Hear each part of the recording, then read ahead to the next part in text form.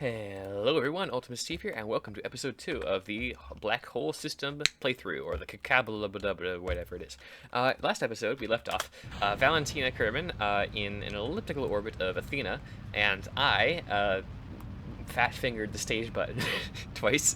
I think that's a bit of the reflex from Kerbal 2, because, number one, the staging doesn't reset itself to that very often, or maybe I didn't see it go, or sometimes you have to double press stage in order to stage once. Either way, yeah, I accidentally staged off the only rockets. Oh, and I have been too used to the Kerbal 2 wobbly rocket fixes or having auto-strut unlocked, because that happens. And this, I don't use this Kcalbeloh. It's pretty draggy, but it's the only one right now that I have that can control 2 people, and there's no way I'm putting up with a stay put Nick and its lack of SAS. So, note to self, can't time warp that much. But yeah, so basically, I just noticed that we're tidally locked right now, and we are kind of on the retrograde of this planet. So if you just wait until we're in the right spot and launch straight up, that takes a little bit of the maneuvering difficulty off of it. So like we can just get to stone by launching straight up, or in this case, not stone, but no orbit, or yeah, prograde.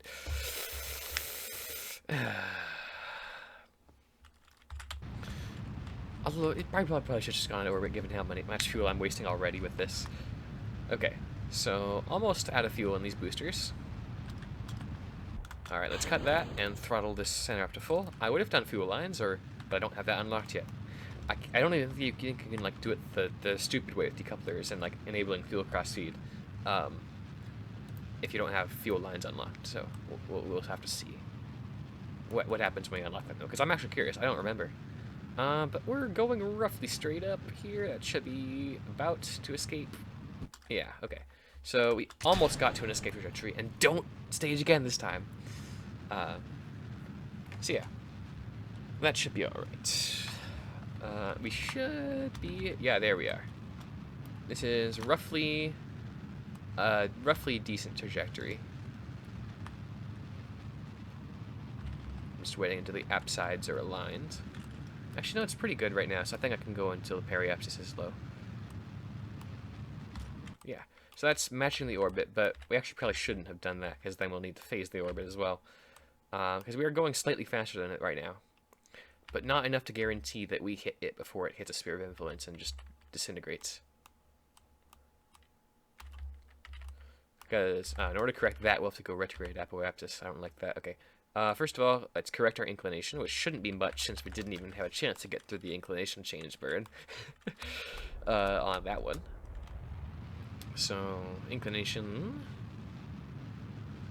5, 4, 3, 2, 1. Inclination has been fixed. I will have to go retrograde a little bit to get orbits to cross. And it should be catching up to us in a few orbits, but I'm probably going to burn prograde at periapsis to make our orbit take longer, so we can go a little bit faster. When are we going to get 2 markers? There, we're going to get the 2 markers. Okay. I did not bring any science on this, so it was lighter. I probably should have, given that we probably could have still explored stone with this mission. But we may be able to at least like sneak in a stone flyby. Also, look at this planet. It's so beautiful, Athena. What is that? Is that a... Oh no, that's the rings right above us. I thought that was like a planet or something. And we're looking at this intersect.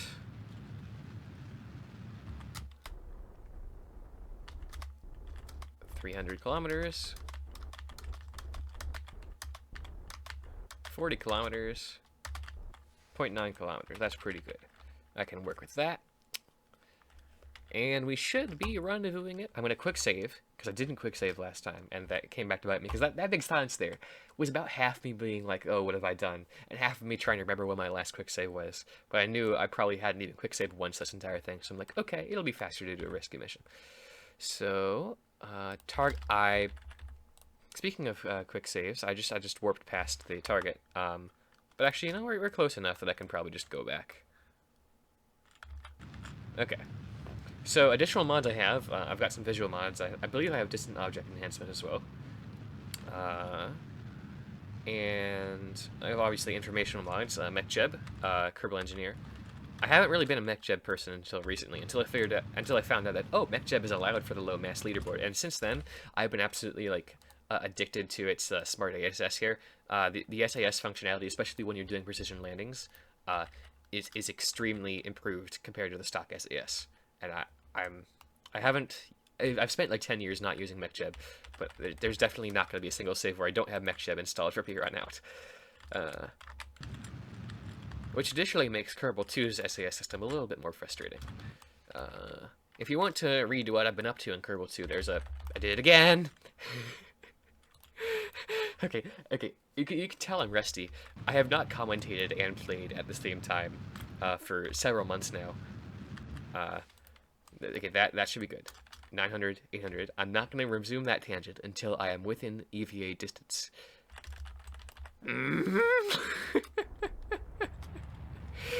I promise I'm not trying to do this to make it more entertaining. Okay, that's close enough. I'm just going to EVA over it. Okay. We're still in space high. So, oh right, I've got the Kraken glitch, Kraken drive, the EVA Kraken drive glitch can collect data, remove data. This is headache inducing. Can I change to I can't change to locked on a Kerbal. Or is it chase on a Kerbal? No, chase doesn't even work on there. Take data. Take data. Take data. Okay, that's better. And I think that's my ship. Yes, that's a ship. It's not a orbital camera. Okay. Okay.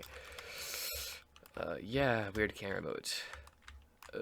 Alright. So now we have successfully rescued... Well, I'm not going to hold my breath just yet, because there's still 15 things that could go wrong, like that. But Valentina Kerman is back in the well, not back, but... No, I don't want to have chase mode. Okay, where's the hatch? I actually do not know where the hatch is on this one. That's the window. The hatch is on the bottom? No, I don't... I keep pressing the camera view by accident. It's been a while. Look, it's really been a while. Is this the hatch? Yes, it's the hatch. Okay. There we are. You can tell I don't use this capsule very often. So anyway, as I was saying, if you want to see what I've been up to in Kerbal 2, I have a mission report on the forums called Infinity Interstellar. Very briefly documenting my experiences if you want to go ahead and read that. But now, so the question is, what do I do now? I could go by stone a little bit, and before going back to life. Because I don't have much science, but I can at least get the crew report. And seeing as the crew report from, like, the EVA report from around here gave me so much Delta V, it's probably worth it to at least fly by this, because the crew report from Stone is probably going to be more. Alright, so we're going to burn retrograde here. Is that crossing? I actually can't tell if that's crossing. Yep, that's crossing. And we are roughly at the descending node. Although I'm going to get a little bit closer before I do that. Because, you know, maybe we can even orbit, and maybe we can even land. I don't think we'll have the fuel to do that, but you never know. I mean, I could know if I did the math, but this is my break. I don't do math on break. I've had enough. I had enough struggles doing the math for university. I am definitely. It's good to have a break. 3, 2, 1, 0. Okay, ish. Yeah. So now we can propagate our trajectory forward a few orbits and see where we are going to be encountering this thing at, and then adjust if we find one that's pretty close. That's pretty close. So if we burn prograde now, does this move it closer or further away? Move it closer. I guessed right. Here we are. Stone encounter in a couple of orbits time. So let's just fast forward until we get to there. Should be one more orbit. Yeah, there we are. Stone encounter. I'm not going to zoom in that close because okay, I can definitely kind of see that it's a rocky thing. But I just want to make sure that I'm not hitting it. Okay. So it's looking like a very small planet. Which means that I'm probably not going to get the chance to capture around it, given that I only have 1100 meters per second of Delta V left. And if we just do a quick sanity check, if we were to circularize around here, it would be as much fuel as we have left, and we have to get there and back. So we're not going to be landing this time around. This is just a little bit of bonus. All right, Stone, where are you? There you. I can kind of see the very fuzzy outline of Stone. We're not going to hit it, right? It kind of looks like we're going to hit it. Well, our periapsis is positive, but I don't know how, like, spiky Stone is. And we're going on the wrong side to see it. Okay, so we're going to have to be really fast with this sign. What happened? Okay, I can see it now. Are we around Stone yet? Or are we still around body? Abort.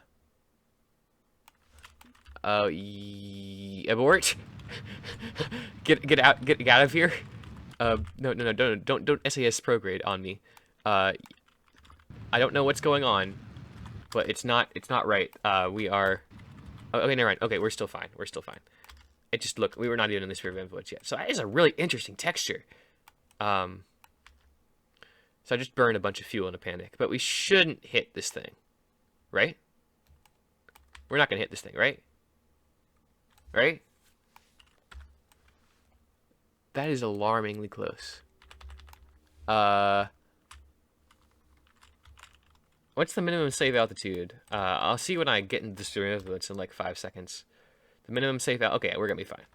Minimum safe altitude is 20 kilometers, and our periapsis is 8 kilometers. Okay, that should be fine. We can do a crew report, 30 science. Let's get Jebediah out and do an EVA report. In space high. Take data. Oh, we're probably in space low now. EVA report quick. No, to store. Okay, we're probably back to in space high. So, oh, low space high is 8 kilometers. Okay, now we can like take in the views here. That is a really weird moon. It's like, okay, I'm out of the sphere of influence anyway. And of course, since I'm out of the sphere of influence, it's gonna give me that bug where the body. I don't know what happens here, but like small planets, whenever you exit the sphere of influence, they just kind of drift away from you. So I'm gonna fix that by quick loading and quick setting and quick loading. That usually fixes it. I don't know what happens, but I've seen it across several different planet packs, but never in vanilla. And that also might be a glitch that's drifting my orbit. But anyway, so there's Stone. Definitely paying another visit to this place. That is a really weird. It's like layered. It's like one of those. I don't even know what they're called. I realize that doesn't help very much. Okay, can we do anything else? I notice that we're actually kind of lined up for a blue transfer here. Do you think we can get a blue transfer with the fuel we have left? 700 meters per second, and then we would need a pretty hefty plane change. And then there's no guarantee we'd have the fuel to get home. It's doable. It's definitely doable, but I'm not in grind set mode. I am in explore mode, so I am going to just head back home. So hold on, is this a okay, no, we have to wait. We have to wait a few orbits. Okay. So how long is it gonna be until we can get home? About that many orbits. Is it prograde or retrograde that we're gonna need? Prograde. I guessed right twice in a row. Or we could do a gravity assist to explore blue. That'd be fun. No, it wouldn't be. Again, not in grind set mode. And we need this fuel to slow down because we probably are going to get incinerated by the atmosphere. So let's just wait a little. Okay, let's go back to life. And let's see. It's going to be retrograde that's going to increase our periapsis so we're not hitting this place. Because I definitely do not want to slam into it at several kilometers per second. I would like to find an opportunity to bleed off some velocity with what little fuel I do have remaining before we hit the planet. The moon. I call it a planet. It's a moon. Oh hey, there's Angzar 2. It's flying by. Where's it gonna go? I wonder. I wonder where it's gonna get kicked off to. Okay, approaching life. Wouldn't it be ironic if they get killed while approaching life? Okay, so that's probably close enough that we can burn all our fuel here. Oh hey, we're actually. This is actually plenty. I didn't anticipate that being such a cheap maneuver. We're totally going to be completely fine. We're not going to have any re-entry issues whatsoever.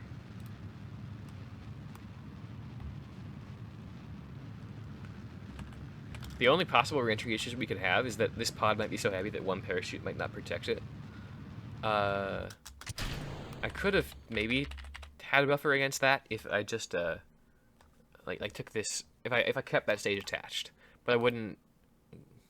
I thought of that like just after I. Okay. Anyway, I also have better time warp. I don't know if I said that before, but it's definitely going to make all of the ion burns much more viable, and make exploring this place significantly simpler.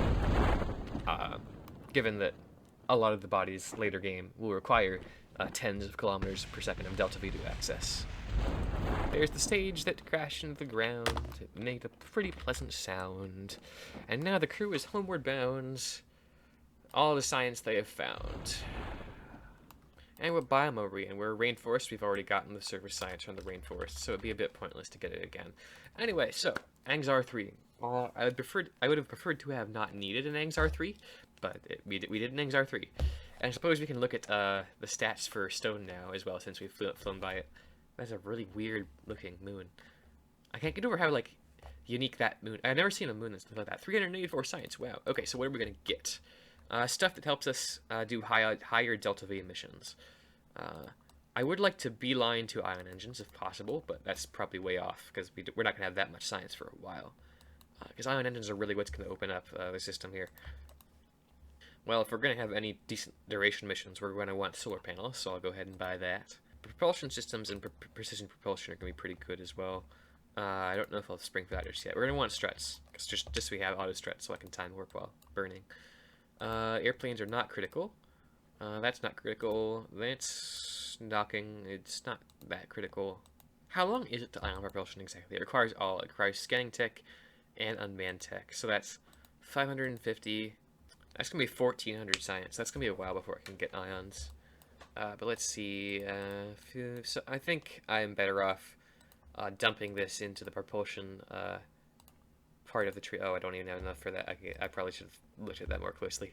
Do not have enough for that. Okay, so next up, I can read the description for Athena and Stone. A gas giant that boasts a stunning planetary ring system. The planet is characterized by its perpetual cloud cover, which is divided into zones due to cliffing circulation patterns. Experiences violent storm. So it looks like your typical gas giant. Is it a gas giant though? Does it have a surface? Because I have been baited into doing ascent missions from a gas giant that had a surface before. Although I thought it had a surface, it didn't actually have a surface. I was misinformed. So I had this vehicle that could ascend from a gas giant if it had a surface, but it doesn't. But anyway, so 1G, 100 atmospheres. I highly doubt this thing has a surface, unfortunately. We got, but please let me know if I'm wrong.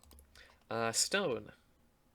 We've got 18 kilometers radius. It's like, it looks like the quantum rock from Outer Wilds. So then we've got 36 kilometers surveillance radius, 18 kilometers. Your typical light thing, except it just looks really, really, really weird. I love how it looks. That's so weird.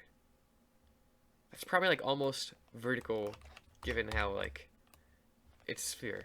Like, locally vertical. You might almost have a local overhangs, but Kerbald's terrain doesn't support that, I don't think. Okay, right. So, life. We could land on Stone, which I don't think we really have the oomph for right now. Or we could fly by Blue and, what's this called? Dale. Fly by Blue and Dale. I'm not looking at the values, I'm just clicking on them. I think I'm going to focus on flying by those with probably a fairly close copy of Angzar 2, so I'm going to go ahead and do that.